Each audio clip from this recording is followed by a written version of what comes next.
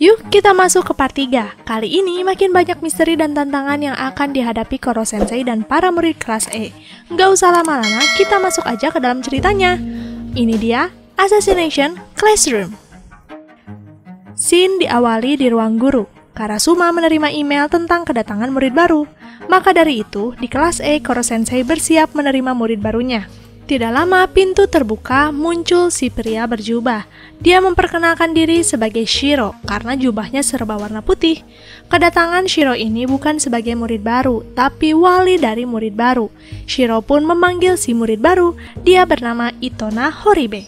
Saat menunggu kedatangan Itona di depan pintu kelas, Itona malah masuk melalui dinding belakang kelas. Itona pun langsung mendekati Koro Sensei, mengatakan bahwa tujuannya hanya ingin fokus membunuh Koro Sensei bukan untuk belajar.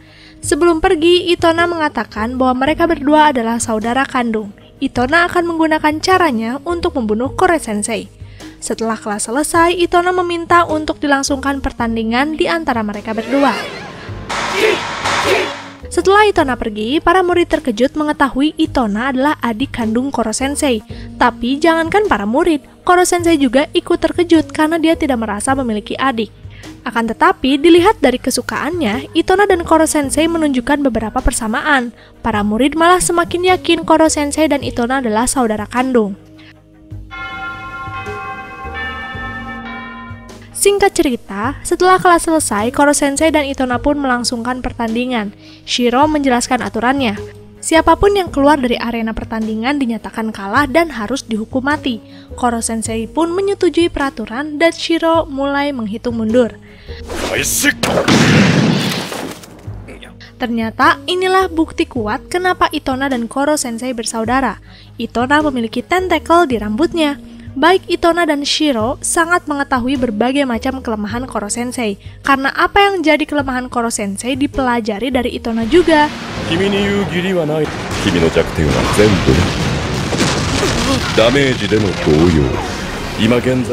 Dalam pertandingan ini cukup membuat Koro Sensei kewalahan karena beberapa kekurangannya dijadikan celah Itona menyerang.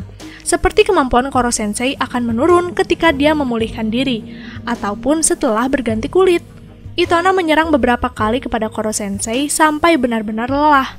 Di saat Koro Sensei diserang, di sana Nagisa malah merasa sedih karena melihat Koro Sensei diserang seperti itu. Selama ini Nagisa mempelajari kekurangan Koro Sensei dari kegiatan sehari-hari, sedangkan Itona mempelajarinya dari dirinya sendiri. Nagisa ingin Koro Sensei terbunuh oleh anggota kelasnya, bukan dari pendatang baru seperti Itona. Kembali ke pertandingan, Koro Sensei kembali memulihkan tentakelnya. Di sana Shiro menanyakan stamina Koro Sensei yang pastinya sekarang sudah sangat berkurang. Shiro pun meminta Itona segera menyerang Koro Sensei dan menghabisinya detik itu juga.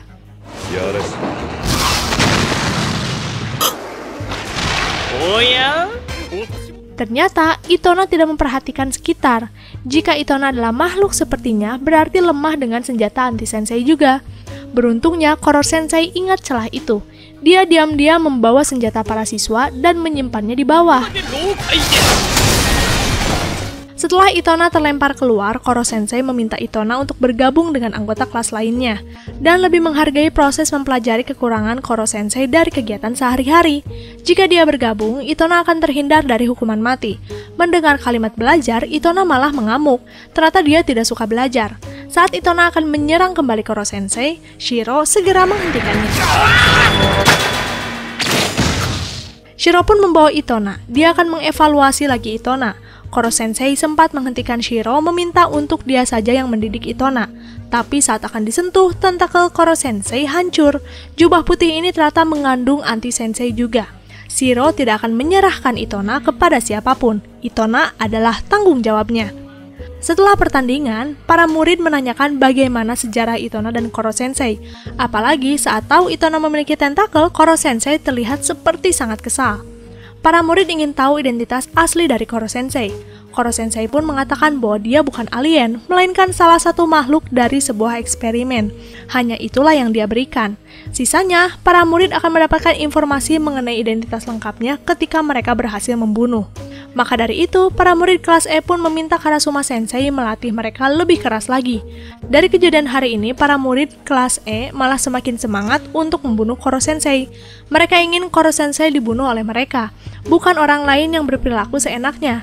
Mereka akan membunuh Koro Sensei dengan strategi dan cara mereka masing-masing. Di hari selanjutnya, kelas E mendapat pengumuman tentang pertandingan antar kelas. Tapi hanya kelas E yang tidak bisa ikut turnamen utama.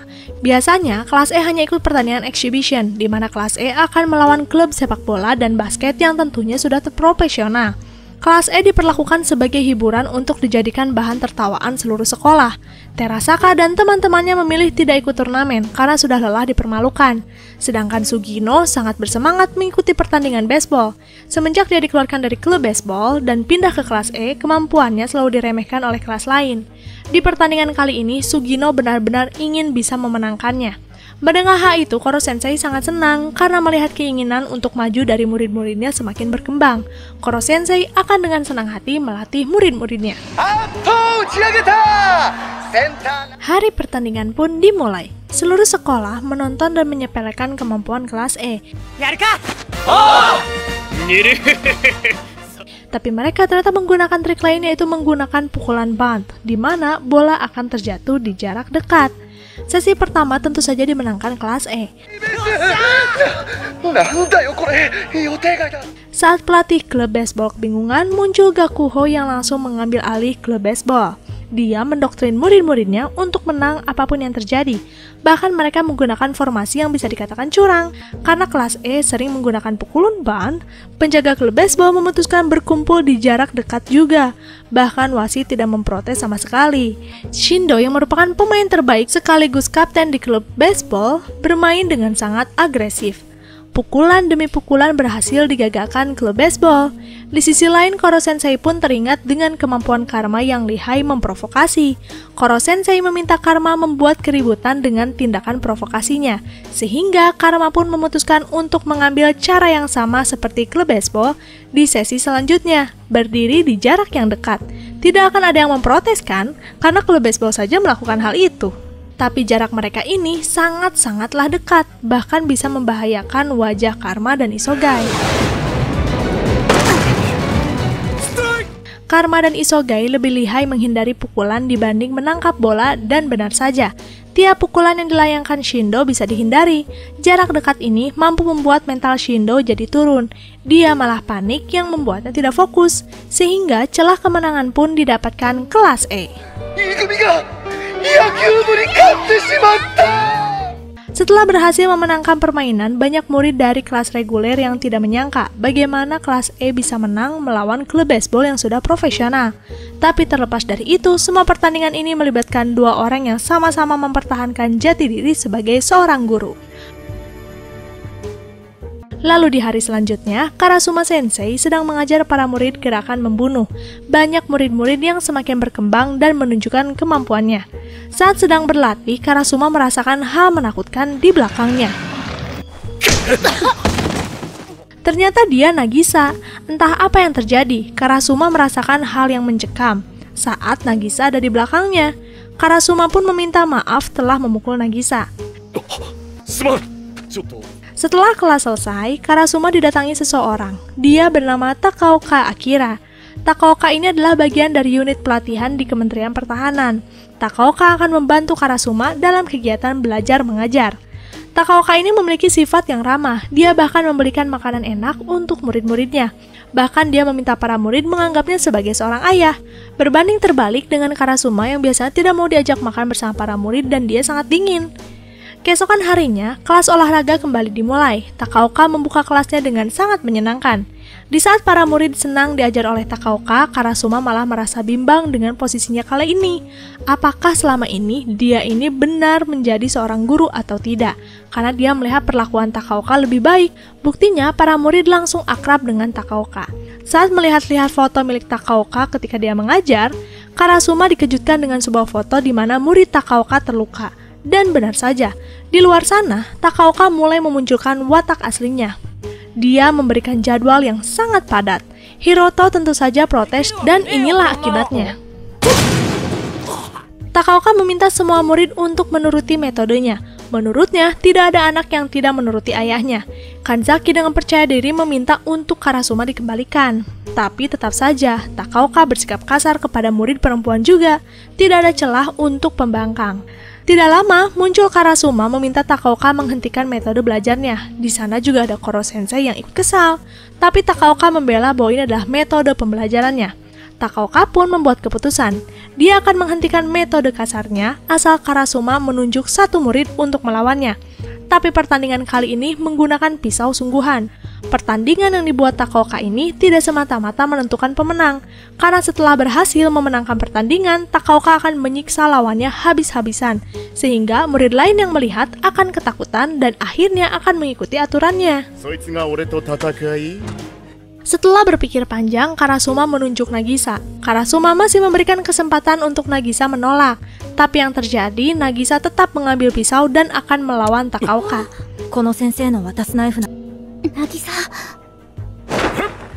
Pertandingan pun dimulai. Semua murid gugup akan pertandingan ini. Dia takut Nagisa akan terluka. Nagisa pun teringat dengan strategi yang diucapkan Karasuma.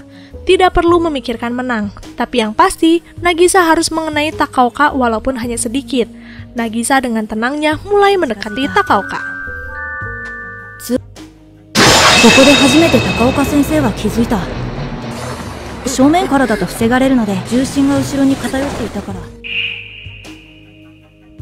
Tidak disangka-sangka, Nagisa berhasil menaklukkan Takaoka.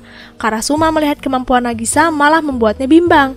Karasuma takut malah melatih Nagisa menjadi pembunuh sesungguhnya. Di tengah euforia, Takaoka terbangun dan kembali mengancam Nagisa. Di sana, Nagisa dengan rasa hormat meminta Takaoka pergi dari sini, karena mereka memilih kembali dididik oleh Karasuma. Metode pembelajaran Karasuma lebih baik dibandingkan Takaoka yang menggunakan kekerasan. Tentu saja kalimat itu membuat Takaoka kesal, dan saat akan menyerang kembali Nagisa, Karasuma menangkisnya. Tidak lama dari itu, Gakuho datang, memberikan surat pemecatan karena dia sudah melihat metode pembelajaran yang salah. Rasa takut memang harus, tapi tidak dengan kekerasan. Hanya guru rendahan yang menggunakan metode kekerasan. Menerima semua hinaan itu, Takaoka pun pergi meninggalkan sekolah. Maka dari itu, Karasuma pun kembali mengajar sebagai guru olahraga.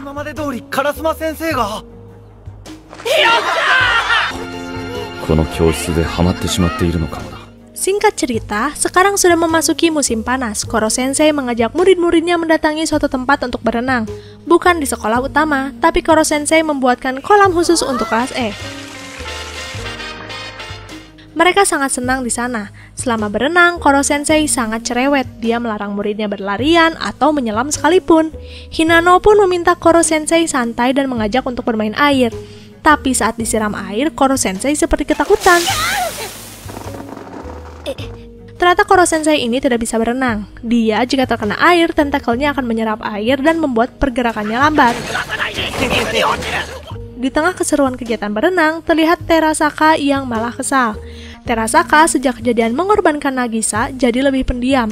Dia bahkan menjauh dari kegiatan menyenangkan yang dibuat Koro Sensei. Terasaka bahkan melarang sahabatnya Takuya dan Taisei bersenang-senang dengan Koro Sensei. Tapi mau bagaimanapun, perhatian Koro Sensei mampu meluluhkan hati Takuya dan Taisei.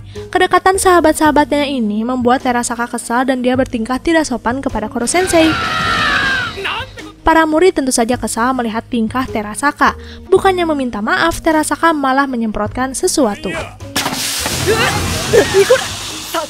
Terasaka merasa diabaikan dan tertinggal. Dia tidak menerima diperlakukan seperti kejadian tadi siang, sehingga dia pun menumpahkan sebuah cairan ke aliran sungai. Semua tindakannya ini ternyata suruhan dari Shiro dan Itona. Shiro memberi beberapa uang sebagai bayaran membantu melaksanakan aksi pembunuhan esok hari.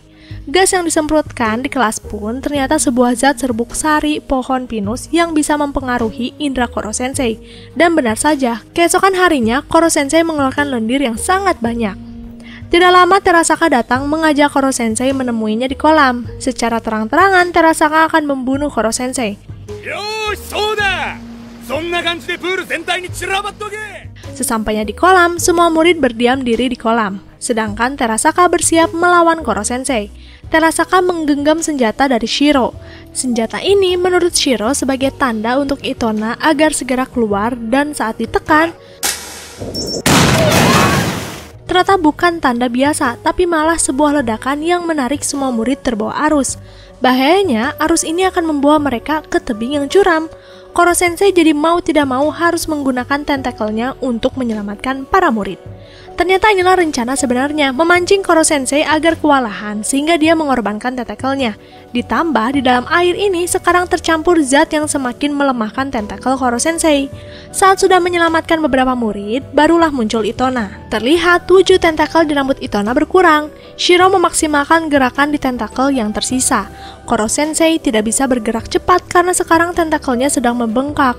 Tanpa menunggu lama, Itona langsung menyerang Koro Sensei.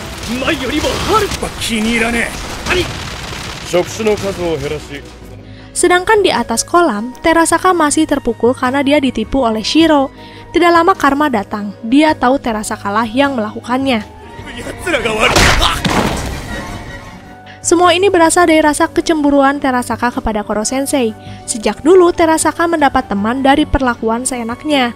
Tapi beda di sekolah ini, para murid mementingkan pelajaran dibanding pergaulan.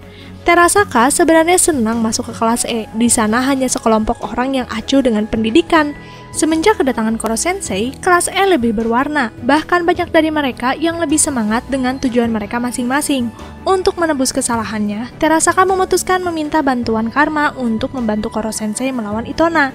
Karma pun memiliki ide. Terasaka harus menahan serangan Itona. Sisanya, biar teman-teman yang lain melemahkan Itona. Oi! Terasaka-kun. Yoku mo ore to taiman hare! Yamenasai Terasaka-kun! Itona adalah makhluk yang sama seperti Koro Sensei. Berarti dia juga lemah dengan air. Selain itu, Terasaka sengaja menahan tentakel Itona menggunakan seragamnya. Karena di seragam Terasaka ada zat dari bubuk sari pohon pinus yang dilempar kemarin siang. Karena sudah terkalahkan, Itona pun meninggalkan para murid kelas E. Semakin menegangkan, gimana ya hubungan Koro Sensei dan Itona? Pastinya semakin seru. Pertandingan mereka belum berakhir. Nanti kita lanjut lagi di part 4. Jamatane, arigato gozaimasu.